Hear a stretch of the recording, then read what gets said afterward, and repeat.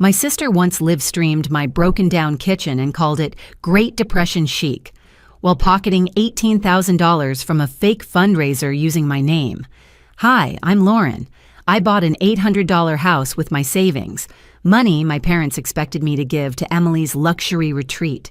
Instead of gratitude, I got erased from the family group chat and banned from Easter dinner. But here's the twist. They thought kicking me out would break me. They didn't realize I'd turn silence into strategy and take back my voice in front of 1,000 cameras.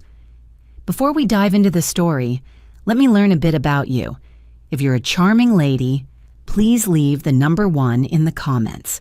And if you're a dashing gentleman, leave the number 2. This way I can send you a special greeting.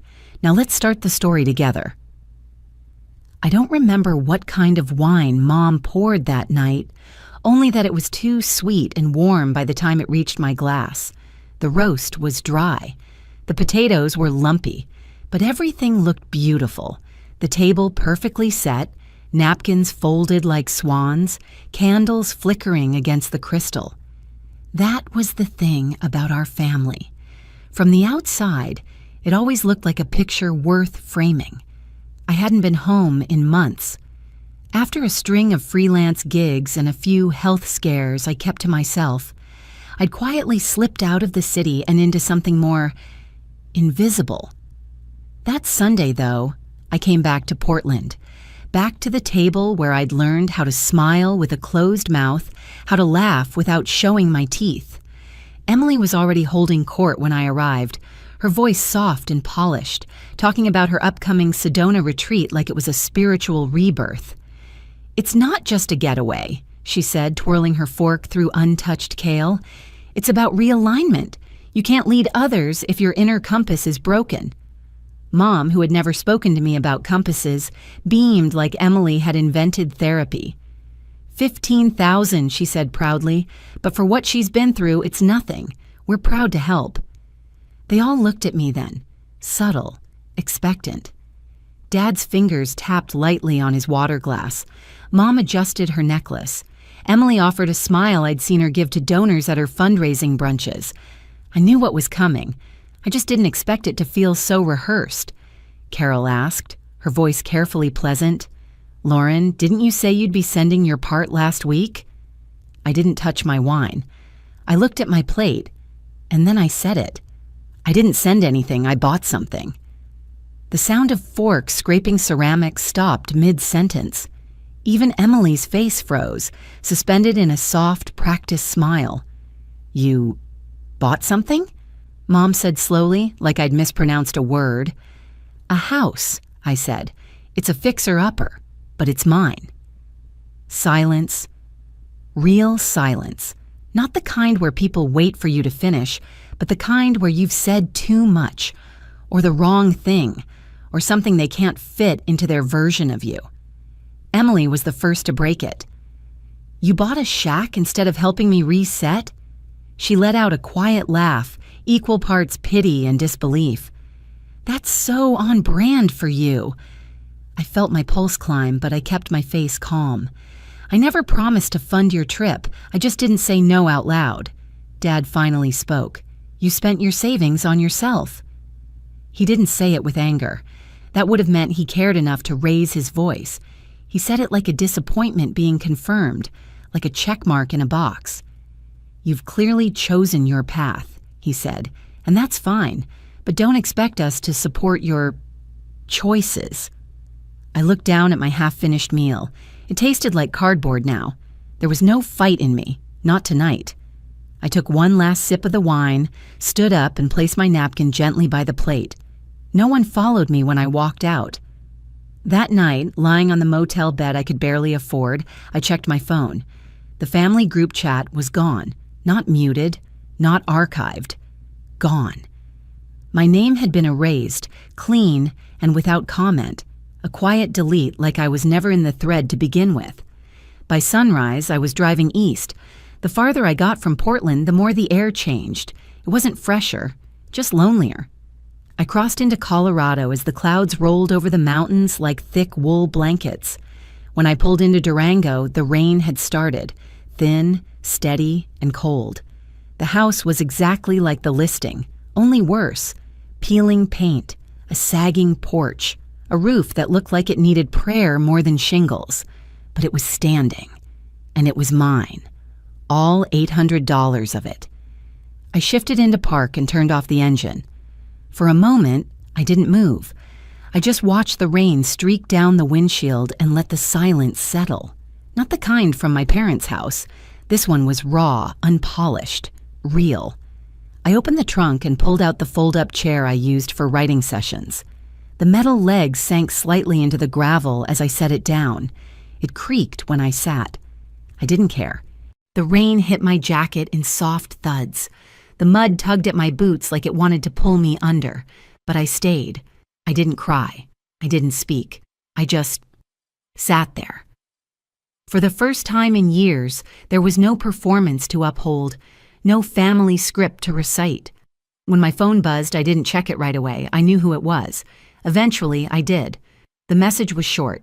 No greeting, no sign-off. Do not come to Easter. No love, Mom. I stared at it for a long time. Then I locked my phone and slid it back into my pocket like a piece of myself I no longer needed.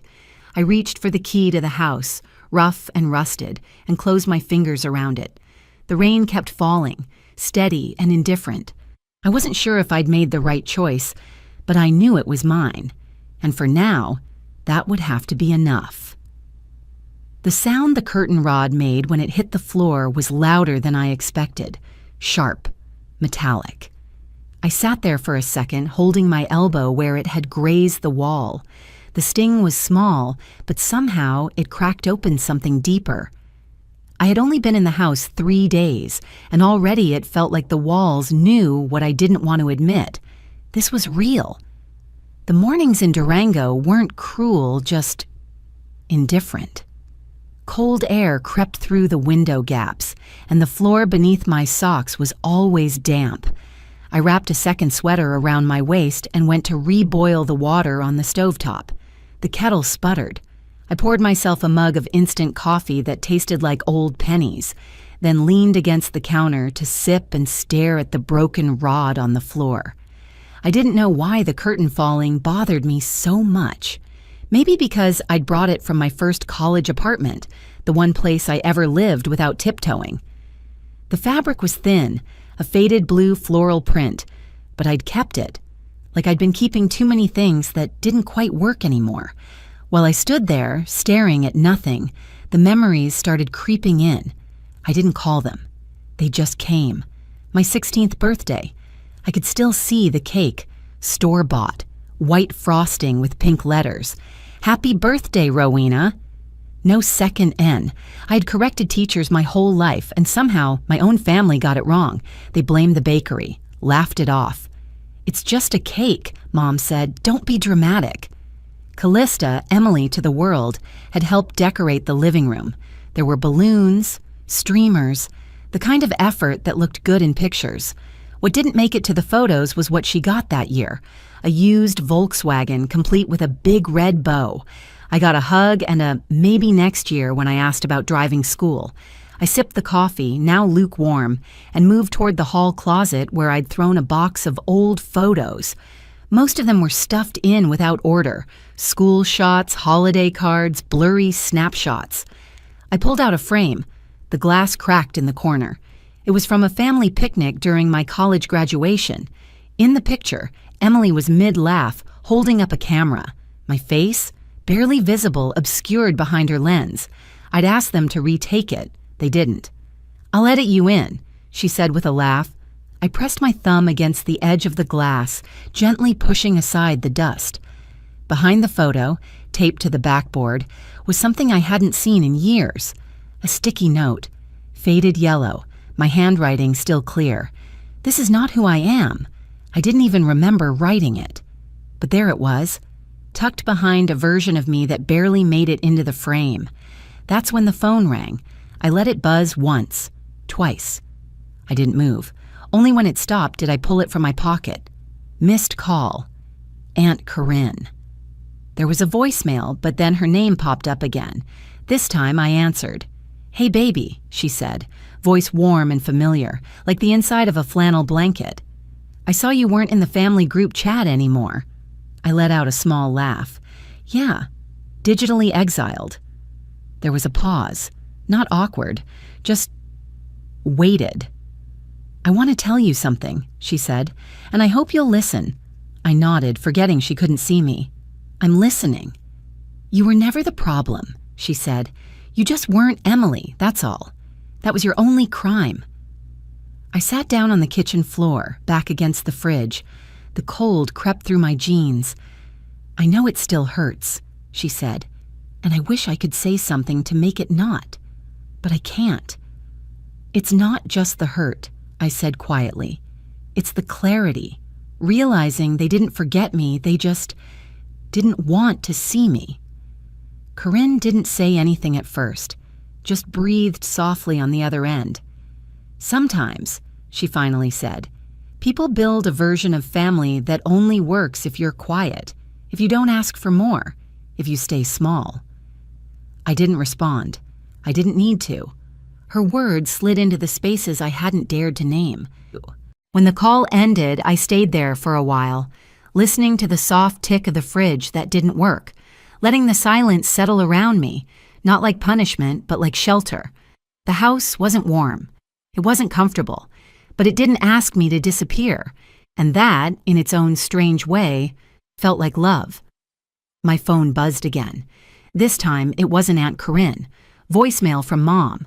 I didn't press play. Not yet. The first thing I noticed was the sound.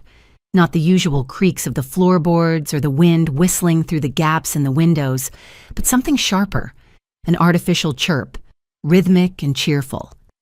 I followed it into the kitchen where a ring light was casting a harsh white glow over my chipped counters.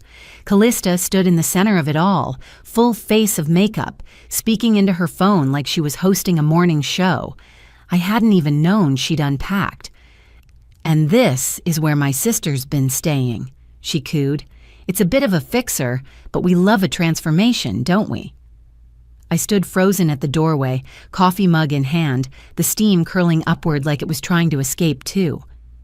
"This fridge hasn't worked since like Y2K, she laughed, giving it a kick. "Honestly, it's giving Great Depression chic." The comments on her screen buzzed in steady intervals, chimes of approval from people who didn't know me, who didn't know anything.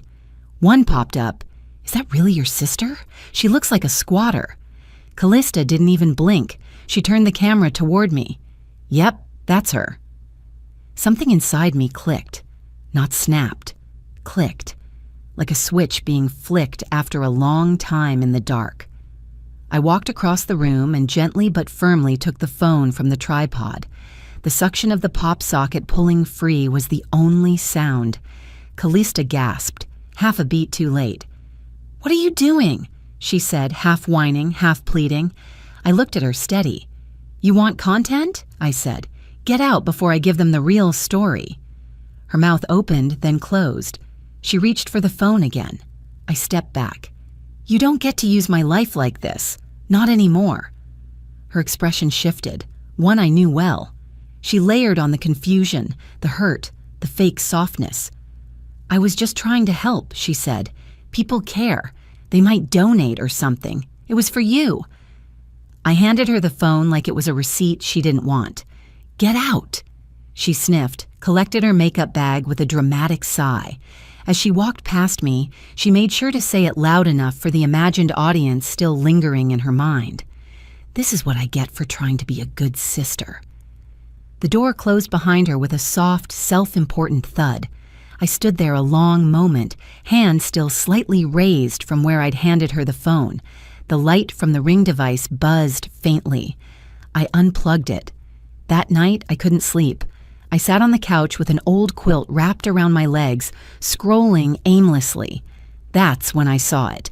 Her GoFundMe. Help my sister rebuild. My face was the banner, mid-step, holding a garbage bag, hair tied up, eyes downcast. Below it, another photo, me on the couch, wrapped in the quilt Aunt Corinne gave me after everything fell apart. Raised, $18,340. Recipient, Callista Vale Business PayPal. The caption made it worse. "My baby sis has been through so much. Let's give her the life she deserves." I stared at it for a long time, blinking against the burn in my eyes. There was nothing accidental about it. She didn't ask, didn't even mention it. She'd waited for me to fall out of frame and then painted the picture she needed. The comments were full of praise. People were sending money, offering prayers, telling her she was a light in dark times. My hands shook as I opened our last text thread. The last thing she'd sent was a selfie, smiling from my porch. No mention of the campaign. I tried reporting the fundraiser. The site responded, "This campaign does not violate our community guidelines." Of course it didn't. My phone buzzed again. Instagram DM, a username I didn't recognize, legal.lc.co. "Hey, saw the GoFundMe. You didn't approve that, did you?" I blinked, reread it twice. "I'm a paralegal," the next message said. "Colorado bar certified. This looks like civil exploitation, maybe wire fraud depending how funds were framed. Want to talk receipts?" I stared at the screen. My heart didn't race. It settled. I typed back one word. "Yes." Elsie responded instantly. "Cool. Start with screen recordings. Capture timestamps. Don't confront her publicly yet. Trust me." I exhaled, long and steady. For the first time in weeks, I didn't feel like prey. I felt like I had a plan. The house smelled like paint and lemon cleaner, though I hadn't used either that morning. I had the windows cracked open to let the mountain air sweep through, but it didn't touch the hum in my chest. My laptop blinked on the kitchen table, open to a Zoom call. Elsie's face appeared sharp as ever, framed by shelves of legal pads and a half-finished latte. "Last review," she said. "After this, it's out of our hands. You ready?" I nodded. "I don't mean emotionally," she added. "I mean legally." "I know," I said. "And yes, I'm ready." She tapped her pen once. "This does more than stop her from using your image. It documents a pattern of misrepresentation. That matters." We reviewed the final clauses. By now I knew them by heart. Cease and desist, misappropriation of likeness, fraud-adjacent language, and one very specific clause about third-party fundraising without the subject's consent. I initialed everything. Elsie uploaded the documents to the courier server. "She goes live in 10, she said. "Envelope's been signed for. The delivery window's confirmed." I muted the call and walked to the window. The town looked normal, kids biking, dogs barking. But my mind was 1,000 miles west, already scanning the digital horizon. Callista had been teasing this live stream for days. Raw truth, family healing, answering your DMS live. Her Instagram stories were full of softly filtered photos, burning sage, handwritten notes, mugs of tea next to inspirational books she'd never read. She titled the stream, "Radical Realignment When Family Hurts." I poured a glass of water and brought my laptop to the couch. Her face lit up my screen as soon as the stream started. She was radiant. The background was pure marketing, a velvet chair, glowing candles, a bamboo plant. Even the lighting was warm and apologetic. "I know there's been a lot of noise," she began, hands folded in her lap, "but I want to focus on love.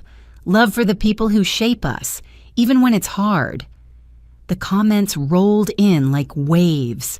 "You're so brave. We believe you. She's just jealous." She launched into her narrative. Misunderstood sister, complicated dynamics, her heart always in the right place. I watched without blinking. She was good, rehearsed, seamless. Then it happened. The courier stepped into frame. It wasn't dramatic. He didn't say a word, just handed her the envelope. Her smile froze, eyes flicking toward the camera, then the assistant off-screen. For a few seconds, she didn't move. Someone in the chat posted, "What's that?" Callista broke the silence with a small, forced laugh. "1 sec, angels. Just something from a brand. Be right back." She didn't come back. The stream cut. Within minutes, hashtags bloomed like wildfire. Callista exposed, cease and desist live. That envelope moment clips spread faster than truth. People slowed the footage to catch her facial change frame by frame, the assistant's expression, the way her hand trembled just before the camera cut. I didn't refresh, I just sat still. The wind didn't feel like fireworks. It felt like a weight lifting off my ribs. Quiet, steady, earned. My phone buzzed. It wasn't from Callista. It was an email. Subject: concern regarding community grant applications. From Skyline Estates. HOA President. The message was formal, clipped, full of carefully chosen words. Dear Ms. Chen, it has come to our attention that Callista Vale submitted materials citing your residence and hardship as part of her nonprofit housing grant requests. Attached were PDFs, scans of printed forms with my name, my address, and phrases like displaced trauma survivor, emergency cohabitation, and rebuilding sanctuary. There were dates, signatures, even a blurry photo of the front of my house, clearly taken without my knowledge. I downloaded every file and forwarded them to Elsie. She replied 5 minutes later. This isn't just PR fraud anymore, she wrote. This might go federal. I didn't expect the ballroom to smell like lilies and citrus, but it did. Expensive ones too, probably flown in, the kind you see in wedding magazines, always pristine and unreachable. The walls were draped in ivory fabric. A jazz trio played somewhere off to the left, soft enough to sound elegant, loud enough to blur any real conversation. The banner above the stage read, Callista Cares, healing families one heart at a time. I adjusted the silver chain around my neck, the same one Mom once called flea market junk, and walked through the lobby without being stopped. No cameras turned my way, no murmurs. Just the soft shuffle of my heels on marble and the occasional clink of champagne flutes. I found a seat near the back, in the shadow of a palm frond centerpiece. I didn't come to confront her. I came to witness. Callista was already on stage when the lights dimmed. Her dress shimmered like polished bone, ivory silk, high neck, belted waist. The crowd hushed. She smiled like she'd been waiting her whole life for this moment. Maybe she had. Thank you for being here, she began, voice steady, hands open like a preacher or a wellness coach. Family is messy, but healing is possible. Tonight we raise funds for those who've been unseen. A slideshow flickered to life behind her, photos of children holding signs that read, "Thank you," stock images of soup kitchens, a few shaky cell phone videos of wellness retreats in dry, beautiful deserts. The crowd clapped at all the right moments. Phones stayed up, recording everything. Then the screen glitched, just for a second. Then again. Then, still and clear, a screenshot appeared. A message thread. The font was unmistakable. Her name, her words. Let her rot in that dump. I gave them the GoFundMe link for PR. She's good for sympathy points. The room stilled. At first there was confusion. A couple of nervous chuckles, then the sound of 100 phones being lifted at once. Callista blinked, just once. Her mouth opened, then closed. Looks like a tech glitch, she said, forcing a laugh. Let's move on. But the screen didn't move. A second screenshot slid in. Keep the cameras low, show the cracks. Her smile faltered. Someone near the front stood up. Another whispered to their date. A low ripple ran through the ballroom. It wasn't rage, it was revelation. I stayed seated. I didn't need to do anything. Then, from the table near the stage, Aunt Valerie stood. She had been scheduled to give a closing speech, a tidy 2 minutes about resilience and family strength. The script still sat folded on her plate. She didn't take it. Instead, she walked up the steps, adjusted the mic, and looked straight into the crowd. I was asked to speak tonight about hope, she began. Her voice wasn't loud, but it cut through the air like wind through paper. About rebuilding trust, about the strength of family. She paused, and I planned to. I really did. But then I thought, what's the point in praising something that's never been true? Callista took a step forward. Valerie. But Aunt Valerie didn't look at her. For too long, she continued, this family smiled in public and erased in private. propped up one daughter while the other was left outside the frame. We edited, we cropped, we told her to be the bigger person, and she was. I felt the room turn toward me, not all at once, but enough. A soft shifting of posture, a few gasps. Aunt Valerie turned, walked off stage, crossed the ballroom in slow, steady steps. Then she hugged me. Not a polite, press-ready hug, a full embrace, solid, unapologetic. The room flashed, camera shutters snapping like firecrackers. For once, they weren't pointed at Callista. She stood frozen, one hand gripping her clutch, the other twitching near her waist. Then, heels clicking faster than applause, she stormed off stage. Her dress snagged on a chair leg. She yanked it free. Didn't look back. I didn't follow. I just stood, arms loose at my sides, breath steady, in full view, for once. Later that night in my hotel room, I lay on the bed with the curtains open. Downtown Los Angeles sparkled like a show that wouldn't end. My phone buzzed softly beside me. A message from Callista. Hey, things are rough. Any chance I could crash with you for a while? Just until I figure things out? No apology. Just the assumption that after everything, I'd still be the one holding the door. The air smelled like lemon oil and new paint. It wasn't perfect. Some corners still needed caulking, and the screen door whined every time it opened. But it was mine. Fully. Quietly. No one could take that from me anymore. The sun spilled through the windows, warming the kitchen tiles. Outside, I could hear children's laughter as they crouched with bright chalk sticks, scribbling hearts and crooked letters on the sidewalk. I stepped out with a tray of lemonade and brownies. Mr. Darnell from 2 houses down waved with a rake in hand, his teenage granddaughter Chloe sweeping leaves into a pile. "Morning, Lauren," he called. "You've got the best treats on the block." "Cheap bribes," I smiled, handing him a cup. "But they work." One little boy had written "You Matter" in looping blue letters right in front of my porch. Another added "Welcome home," with the E in home slightly backwards. I blinked, but didn't cry. That part of me had softened, not vanished. The phone buzzed in my pocket. Aunt Valerie. "Hey, sweetheart," she said, her voice easy and kind. "I just wanted to hear how the day's going." "Lively," I said. "Lots of sugar-fueled creativity." She chuckled. "That sounds about right. I hope you know I'm proud of you, not for what you did back there, but for what you've built since." I looked at the kids drawing on the sidewalk, the folding table covered in crumbs, the lemon slice bobbing in my cup. "Thank you," I said. "That means more than you know." After the call, I went inside to grab more napkins and paused at the hallway closet. Something nudged me to open the old photo box again.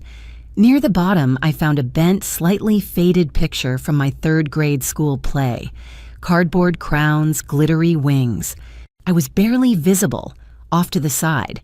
But in the corner, blurry but unmistakable, was Aunt Valerie, standing, clapping like her life depended on it. I smiled and set the photo on the shelf near the door.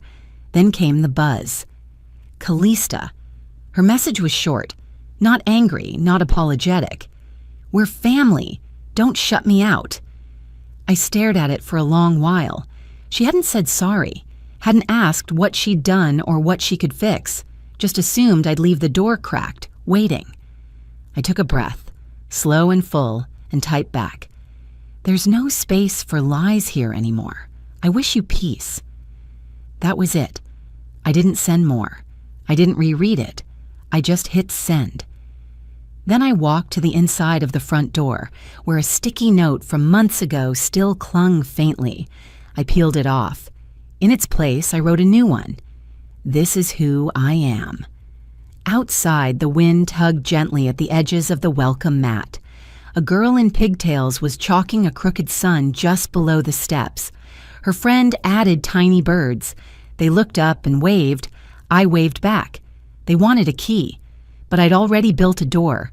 Some people wait their whole lives to be invited in, but I stopped waiting and built a door instead. Sometimes, the deepest healing doesn't come from getting an apology. It comes from choosing peace and refusing to live in spaces built on silence. We don't always get the family we deserve, but we can always build a life that reflects who we truly are.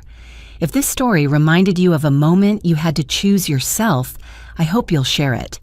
I read every word, and you're always welcome here.